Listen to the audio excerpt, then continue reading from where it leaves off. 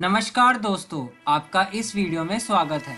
तो आज हम आपकी कक्षा 7वीं का अध्याय 10 जिसका नाम है मीरा, उस अध्याय को शुरू करने जा रहे हैं। तो आइए दोस्तों, इस अध्याय को शुरू करते हैं और जानते हैं कि इस अध्याय में हम क्या पढ़ेंगे। दोस्तों, यहाँ पे मीरा और श्री कृष्ण की एक कहानी है जो कि सूरदास जी के द्वारा लिखी गई है। तो दोस्तों, सबसे पहले हम सूरदास जी के बारे में जानते हैं। सूरदास जी का जन्म 1483 ईस्वी में सीही नाम ग्राम में दिल्ली के निकट हुआ, जिसमें उनके जन्म के बाद वो महाकवि सूरदास श्री कृष्ण भक्त कवि हैं। इनके काव्य का मुख्य विषय है श्री कृष्ण की लीलाओं का गान। सूरदास वात्सल्य भाव के श्रेष्ठतम कवि माने जाते हैं। इनकी प्रमुख कृतियां सूर सागर, सुर, सारावली, साहित्य लहरी, नलद मयंती, विहल्याओं के बारे में प्रसिद्ध है। सूरदास जी की मृत्यु 1563 ईस्वी में हुई थी। आइए दोस्तों, इस कहानी की, इस कविता की जो कि सूरदास जी के द्वारा श्री कृष्ण और मीरा के विषय पर लिखी गई है, उसके बारे में चर्चा करते हैं। सबसे पहले हम कविता को पढ़ते हैं। बसो मोरे नैनन में नंदलाल, मोर मुकुट मकराकृत कुंडल, अरुण तिलक दिए भाल, मोहनी मूरति सावरी सूरति, नैना बने विशाल, अधर सुधारस मुरली राजति, उर्वैजंती माल, क्षुद्र घंटी का कटी तट शोभित, नुपुर सबद रसाल, मीरा प्रभु संतन सुखदाई, भगत बछल गोपाल। मित्रों, यहाँ पे मीराबाई कहती है, बसो मोरे नैनन में नंदलाल, अर्थात कि हे नंदलाल श्री कृष्ण मेरे नेत्रों में आकर बस जाओ। मोर मुकुट मकराकृत कुंडल, अरुण तिलक दिए भाल, मेरे नेत्रों में आपका यह रूप विराजमान हो जाए और जो रूप आपका मेरे नेत्रों में बसे वह कुछ इस प्रकार हो। मोहनी मूर्ति सावरी सूरती, नैना बने विशाल, आपकी छवि मन को मोहने वाली हो। मोहनी मूर्ति, सावरी सूरती मतलब अर्थात और आपकी सूरत सावली हो। नैना बने विशाल, और आपके नेत्र विशाल और बड़े बड़े हों, जो कि मुझे देखने में अत्यधिक प्रिय लगते हों। अधर सुधा रस मुरली राजती, उर बेजंती माल, और मोर मुकुट, आपके सर पर मोर पंख का मुकुट सजा हुआ हो। आपके कानों में मछली की आकृति की कुंडल पहने हुए हो और आपके भाल यानी मस्तक पर अरूपा तिलक यानी लाल तिलक लगा हुआ हो। क्षुद्र घंटिका कटी तट शोभित, नुपुर सबद रसाल, और आपके अधर यानी होठों पर सुधा रस यानी अमृत रूपी रस का पान कराने वाली मुरली रजती यानी सुशोभित हो, अर्थात आप मुरली बजा रहे हो, बांसुरी बजा रहे हो, और बैजंती माल, और आपके हृदय पर अर्थात आपके गले में बैजंती माला हो।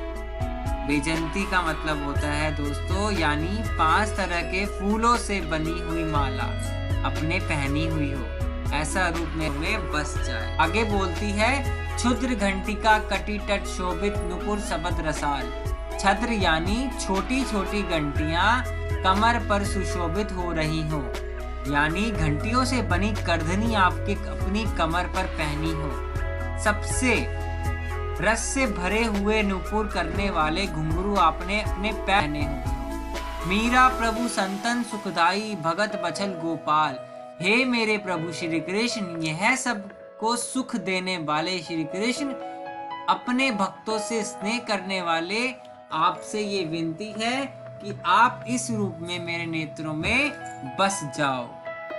आगे बोलती है, या मोही दाहु बहुत खिजायो, मोसो कहत मोल को लीनो, तू जसुमती कब जायो। कहाँ करो इहि रिस के मारे, खेलन हो नाही जात। पुनि पुनि कहत कौन है माता, को है तेरी तात। श्री कृष्ण यहाँ पर कह रहे हैं, मैया मोही दाऊ बहुत खिजायो। श्री कृष्ण अपने बड़े भाई दाऊ जी की शिकायत करते हैं मैया यशोदा से कि वे मुझे बहुत परेशान करते हैं। और इस पद के माध्यम से मैया यशोदा भी देखो इस प्रकार से उनका क्या समाधान करती है। हे माता यशोदा मैया, मुझे दाऊ यानी बड़े भैया ने बहुत ही चिढ़ाया है और मुझसे कहते हैं, और मोसो कहत मोल को लीनो तू जसुमती कब जायो। और मुझसे मेरे बड़े भैया कहते हैं कि तुझे तो कहीं मॉल से खरीद कर लाए हैं, तू हमारे घर का नहीं है, तेरा जन्म यशोदा माता के द्वारा नहीं हुआ है। माँ अब मुझे तुम ही बताओ कि मैं क्या करूं। इस गुस्से के मारे मैं खेलने भी नहीं जाता हूँ। कहाँ करो यही रिस के मारे, खेलन को नहीं जात। यहाँ पे श्री कृष्ण अपनी मैया से कह रहे हैं, मैया तुम ही बताओ कि मैं क्या करूं, इस मारे मैं बाहर खेलने भी नहीं जाता। पुनि पुनि कहत कौन है माता को हे तेरो तात। बार बार कहते हैं दाऊ भैया मुझसे कि तेरी माता कौन है और कौन है तेरे पिता। पुनि पुनि मतलब बार बार। फिर उसके बाद दाऊ कहते हैं, गोरे नंद जसोदा गोरी, तू कत श्यामल गात। चुटकी दे दे ग्वाल नचावत, हसत सबे मुस्कात। तू मोही को मारन सीखी दाऊई, कबहु न खीजे। मोहन मुख रिस की ये बातें, जसुमती सुनी सुनी रीझे। गोरे नंद जसोदा गोरी, तू कत श्यामल गात। यहाँ पे कह रहे हैं दाऊ जी कि तेरे जो नंद बाबा हैं वो भी गोरे हैं और यशोदा है जो वो भी गोरी हैं। तू तो बिल्कुल काला सा है, तू कहाँ से आ गया, कौन है तू। इस प्रकार से बड़े भैया दाऊ छोटे भाई श्री कृष्ण को चिढ़ाते हैं। चुटकी दे दे ग्वाल नचावत, हसत सबे मुस्कात। चुटकी देकर हंसते नाचते हैं ग्वाल बाल, अर्थात जो ग्वाल बाल हैं चुटकी दे देकर मुझे चिढ़ाते हैं। हे माता तू तो केवल मुझे ही मारना जानती है, दाऊ भाई पर कभी गुस्सा नहीं करती है। तू मोही को मारन सीखी दाऊई, कबहू न खींचे। यहाँ पे श्री कृष्ण कह रहे हैं अपनी माँ से, तू तो मैया यशोदा मुझे ही मारना जानती है, बड़े भैया को तो कभी कुछ कहती ही नहीं है। मोहन मुख रिझ की ये बातें, जसुमती सुनी सुनी रीझे। मोहन श्री कृष्ण के गुस्सा वाली बातें सुनकर यशोदा मैया बार बार सुन करके रिझ जाती हैं। बड़ा लाड सा आता है, बड़ा प्यार सा आता है अपने पुत्र श्री कृष्ण पर।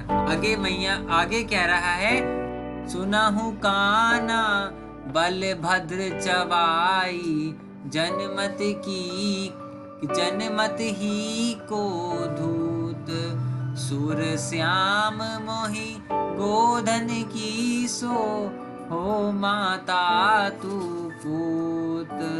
हे काना सुन, बलभद्र जो है ना ये चुगली करने वाला है, ये शुरुआत से ही जन्म का ही दूत है, यानी बहुत चालाक है, ये चुगली करने वाला है, मैं इसे जानती हूँ, तू परेशान मत हो।